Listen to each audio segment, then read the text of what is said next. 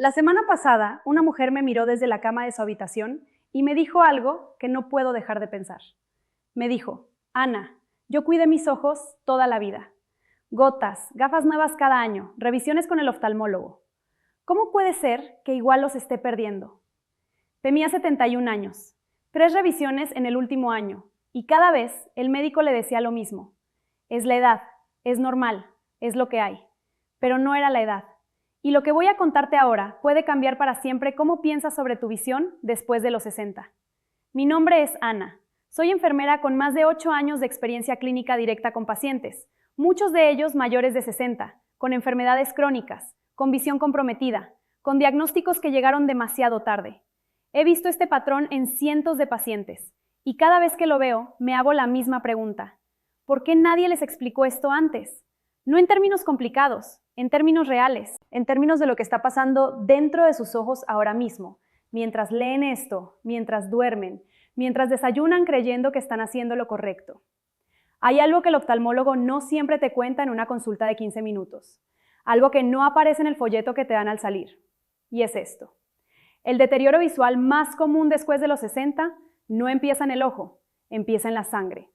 Específicamente en lo que le hace el azúcar a los vasos más pequeños de tu cuerpo, los que alimentan tu retina, los que tienen el diámetro de un cabello humano. Y cuando esos vasos fallan, no duelen, no avisan, simplemente dejan de funcionar. Eso es lo que quiero mostrarte hoy, el mecanismo, los 5 puntos donde puedes intervenir y por qué todo lo que probablemente estás haciendo para cuidar tus ojos podría estar ignorando la causa real. Presta atención, cada parte importa. Antes de entrar al mecanismo, necesito decirte algo importante. Si en los últimos días notaste pérdida repentina de visión en uno o ambos ojos, si ves una cortina oscura o una sombra que no desaparece, si tienes dolor agudo detrás del ojo o si de repente ves destellos de luz intensa que no existían antes, detén este video y ve urgencias hoy, no mañana, hoy. Esos son síntomas de una emergencia oftalmológica que requiere atención inmediata. Si tu situación es diferente, si lo que tienes es visión borrosa que viene y va, letras que se distorsionan al leer, sensación de que el contraste no es el mismo que antes, o resultados de glucosa en sangre que no terminan de estabilizarse, entonces este video es exactamente para ti. Quédate. Ahora sí, hablemos de lo que está pasando realmente. Imagina que tu retina es una pantalla de televisión ultra fina, del grosor de una hoja de papel, pegada en la parte posterior de tu ojo. Para funcionar, esa pantalla necesita un suministro constante de oxígeno y glucosa, entregado a través de una red de capilares, vasos tan finos que solo puede pasar un glóbulo rojo a la vez. Uno, solo uno, en fila india. Ahora imagina que esa sangre que circula por esos capilares lleva, de manera sostenida, niveles de glucosa más altos de lo normal. No necesariamente lo que médicamente se llama diabetes declarada. Basta con lo que se llama prediabetes, resistencia a la insulina o simplemente glucosa en ayuno entre 100 y 125 miligramos por decilitro, algo que afecta al 38% de los adultos mayores de 60 en muchos países de habla hispana y que la mayoría no sabe que tiene. Cuando eso ocurre, el azúcar en exceso se une a las proteínas de las paredes de esos capilares en un proceso que se llama glicación. No es una metáfora, es química real. Esas proteínas glicadas se vuelven rígidas, pierden elasticidad. Las paredes del vaso se engrosan y el vaso, que ya era fino como un cabello, empieza a cerrarse desde adentro. No es un problema de los ojos, no es un problema de la edad, es un problema de lo que tu sangre le hace a esos vasos cada día, cada noche, durante años, silenciosamente, sin dolor, sin señales claras, hasta que un día la visión simplemente no es la misma. El villano en esta historia no es el azúcar que le pones al café, es el patrón glucémico nocturno. El pico de glucosa que ocurre entre las 10 de la noche y las 2 de la madrugada, impulsado por lo que comes en las últimas 3 horas antes de dormir, cuando el cuerpo tiene la menor capacidad de procesar glucosa porque la actividad muscular cae a cero y la sensibilidad a la insulina alcanza su punto más bajo del día. Ese pico silencioso, que nadie mide porque nadie se pincha el dedo a medianoche, es el que hace el daño acumulativo sobre los capilares de tu retina. Y hay algo más. La retinopatía hipertensiva, que es el daño causado por presión arterial elevada sobre esos mismos vasos, comparte exactamente el mismo mecanismo. La presión alta aplasta los capilares desde afuera. El azúcar los cierra desde adentro. Cuando ambos procesos ocurren al mismo tiempo, que es lo más común después de los 60, el daño avanza el doble de rápido. Eso es lo que nadie te explica en 15 minutos de consulta. Ahora quiero contarte algo que viví de cerca. Conocí a Carmen hace 3 años. Tenía 68 años, había sido maestra de primaria durante 34 años y se había jubilado con la ilusión de leer todo lo que no había podido leer mientras trabajaba. Tenía una pila de libros en su mesita de noche, clásicos, novelas, biografías. Me dijo que era su plan de retiro, leer sin apuro. Cuando llegó a nuestra unidad, no venía por los ojos, venía por control de presión arterial y glucosa. Pero en la conversación, casi de pasada, me mencionó que los libros estaban acumulando polvo, que las letras se movían, que a veces al despertar, el centro de su campo visual aparecía borroso durante unos minutos y luego mejoraba un poco. Su oftalmólogo le había dicho que era degeneración macular temprana, probable, relacionada con la edad. Le recetó suplementos, le dijo que volviera en 6 meses. Le pregunté cuándo había comido su última comida el día anterior. Me dijo, a las 10 de la noche, un poco de pan con queso y un vaso de jugo de naranja, porque no tenía mucho apetito. Le pregunté si eso era habitual. Me dijo que casi todas las noches comía algo así, tarde, liviano, sin pensar mucho en ello. Le pedí que se midiera la glucosa al despertar durante 5 días seguidos. El resultado promedio fue de 138 miligramos por decilitro, en ayunas, lo que significa que durante la noche su glucosa había llegado bastante más alto. Sus capilares retinianos habían estado bajo ese estrés glucémico cada noche durante años. Trabajamos juntos durante 4 meses. Cambió el horario de su última comida. Cambió lo que comía en esa última comida. Agregó un hábito específico después de cenar, que te voy a contar en detalle en un momento. Y 2 meses después, en su siguiente control oftalmológico, el especialista notó que la progresión que esperaba no había ocurrido. Le dijo que era inusual. Carmen sonrió y me mandó un mensaje esa misma tarde. La semana pasada me escribió de nuevo. Me dijo que había terminado su primer libro en 2 años y que ya tiene el segundo en la mesa de noche. Antes de seguir, necesito preguntarte algo directamente. ¿A ti alguna vez te dijeron que el problema de tu vista era simplemente la edad y que no había mucho que hacer? Escríbelo en los comentarios. Quiero saber a cuántos de ustedes les han dicho exactamente esas palabras. Ahora vamos a los 5 puntos concretos. 5 intervenciones específicas, con mecanismo, con protocolo, con números reales. El primero tiene que ver con el horario, no con la dieta. Sé lo que estás pensando. Ya sé lo que como. No necesito que una enfermera me explique nutrición. Escúchame. No te voy a hablar de qué comer, te voy a hablar de cuándo dejar de comer. Y la diferencia entre esas 2 cosas es la que separa a los pacientes que mejoran de los que no. El hígado tiene un ciclo de producción de glucosa propio, independiente de lo que comas. Se llama gluconeogénesis hepática y alcanza su pico entre las 4 y las 6 de la madrugada, justo antes de que te despiertes. Ese es el motivo por el cual mucha gente mayor de 60 despierta con glucosa en ayunas más alta de lo que esperaría, aunque haya comido poco la noche anterior. Ahora, si encima de ese pico natural agregas una comida tarde, especialmente una con carbohidratos de absorción rápida como pan, jugo, fruta muy madura o cereal, el pico nocturno se multiplica. El protocolo que funciona es este. Cierre alimentario no más tarde de las 7 de la tarde o como mínimo 3 horas completas antes de acostarte. No 2 horas y media. 3. Ese margen le da tiempo al páncreas de procesar la carga antes de que la actividad muscular caiga a 0. En pacientes que aplicaron solo este cambio, sin cambiar qué comían, solo cuándo, la glucosa en ayunas bajó en promedio entre 11 y 18 miligramos por decilitro en 4 semanas. Una advertencia. Si tomas medicación para diabetes o hipoglucemiantes, habla con tu médico antes de hacer cualquier cambio en tus horarios de comida. El cierre temprano puede potenciar el efecto del medicamento y llevarte a glucosa demasiado baja durante la noche. El primer paso no es cambiar lo que comes, es decidir cuándo paras. El segundo punto es uno que nunca vas a ver en un blog de bienestar, y es el que más me ha sorprendido en la práctica clínica. Sé lo que estás pensando. Caminar después de comer, ya lo sé, ya lo hacen todos. Escúchame, no te hablo de caminar. Te hablo de activar el músculo del muslo dentro de los 45 minutos posteriores a la cena, porque el músculo del cuádriceps es el mayor consumidor de glucosa de todo el cuerpo, por masa y por densidad de receptores de insulina, y su activación postprandial reduce el pico glucémico en un porcentaje que ninguna pastilla de metformina produce en ese mismo rango de tiempo. El protocolo concreto es este. Sentado en una silla firme, sin apoyar la espalda completamente, levanta y baja las rodillas de manera alternada durante 10 minutos continuos. No necesitas zapatos especiales, no necesitas salir a la calle, no necesitas que llueva ni que haga frío para no hacerlo. 10 minutos, sentado, piernas en movimiento, dentro de los 45 minutos posteriores a la cena.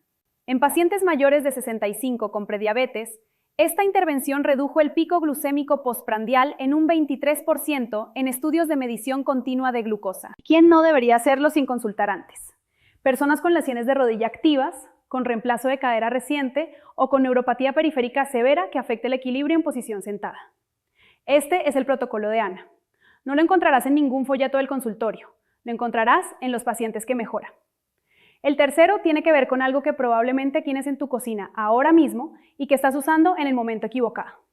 Sé lo que estás pensando, el aceite de oliva, la canela, el vinagre, he oído todo eso.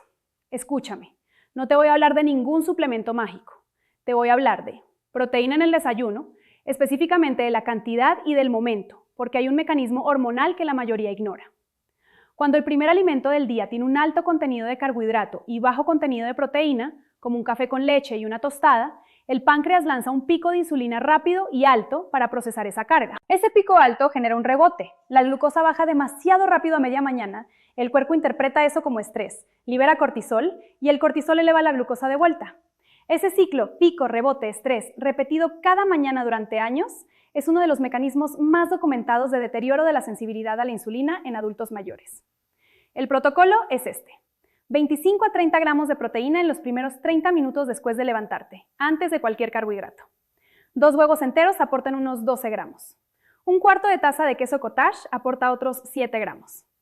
100 gramos de pavo o pollo frío aportan unos 22 gramos. La combinación de huevo más una fuente adicional cubre el rango en la mayoría de los casos.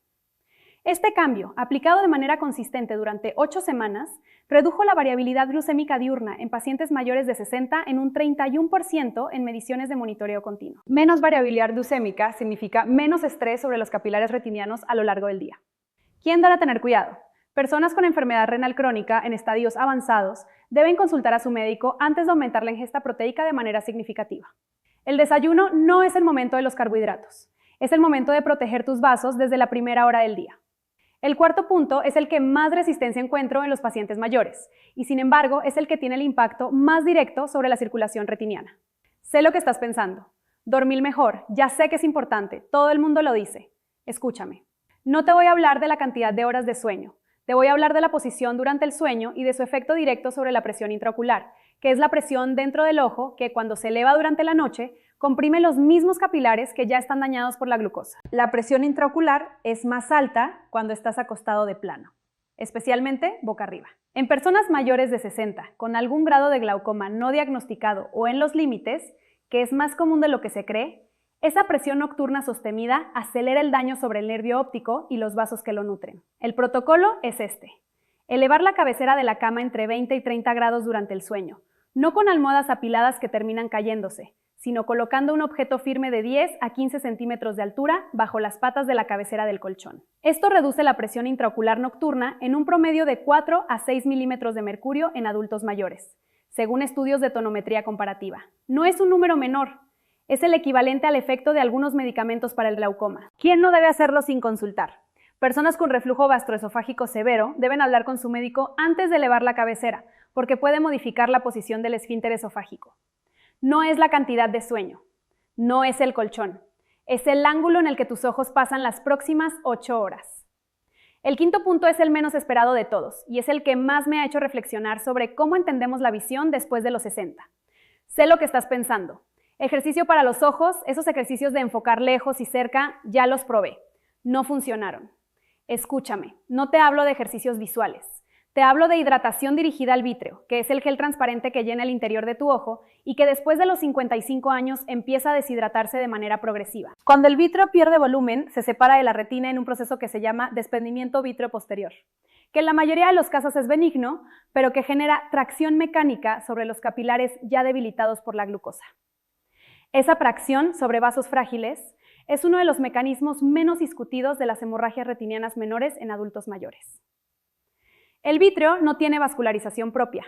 Se nutre y se hidrata a través del humor acuoso que se renueva con el agua que consumes. La deshidratación crónica leve, que en personas mayores de 65 ocurre con mucha frecuencia porque la sensación de sed disminuye con la edad, reduce la presión de ese humor acuoso y acelera la contracción del vítreo. El protocolo es este: 350 mililitros de agua, que es algo más de un vaso y medio grande, consumidos en los 90 minutos posteriores al despertar, antes del primer café o té, no después, antes. Y otros 350 mililitros entre las 3 y las 5 de la tarde, que es el momento de menor hidratación espontánea en adultos mayores, según registros de consumo hídrico en unidades de geriatría. Un total de 700 mililitros en esos dos momentos específicos como base. El resto del consumo hídrico del día por encima de eso. ¿Quién debe tener cuidado? Personas con insuficiencia cardíaca o renal con restricción hídrica médica deben consultar antes de modificar su patrón de hidratación. No es un suplemento, no es una gota, es agua, en el momento correcto. Quiero detenerme aquí un segundo porque hay algo importante que debe decirse. Mira los 5 puntos que acabamos de recorrer. El horario del cierre alimentario, la activación muscular postprandial, la proteína en el desayuno, el ángulo del sueño, la hidratación dirigida. A primera vista parecen 5 cosas distintas, 5 cambios separados, 5 esfuerzos diferentes, pero no lo son. Los 5 funcionan a través del mismo mecanismo. Reducir el estrés mecánico y metabólico sobre los capilares más finos de tu cuerpo, los que tienen el diámetro de un cabello humano, los que alimentan tu retina, los que no duelen cuando fallan y no avisan cuando ceden. 5 puertas, una misma habitación. El primero, cierra la alimentación 3 horas antes de dormir para cortar el pico glucémico nocturno. El segundo, activa el músculo del muslo 45 minutos después de cenar para bajar el pico postprandial sin medicación. El tercero, empieza el día con 25 a 30 gramos de proteína antes de cualquier carbohidrato para romper el ciclo pico-rebote-cortisol.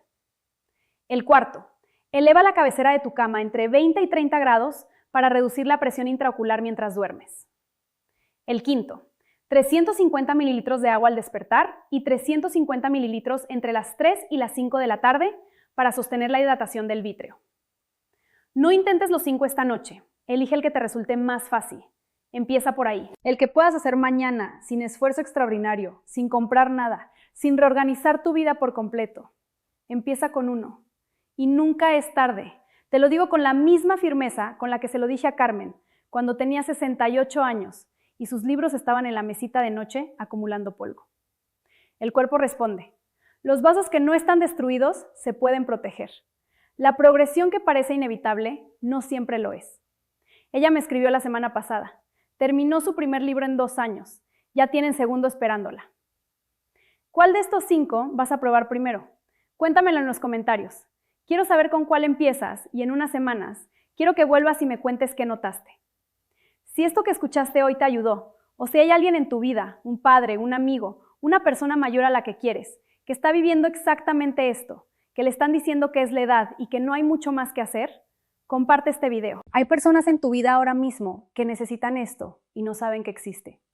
Y si quieres seguir escuchando lo que los médicos no siempre tienen tiempo de explicar, suscríbete. Aquí es donde esas conversaciones pasan.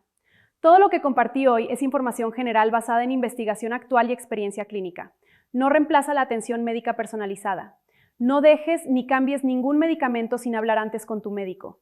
Lleva esto a tu próxima cita. Ten la conversación. Tu médico es tu compañero en esto.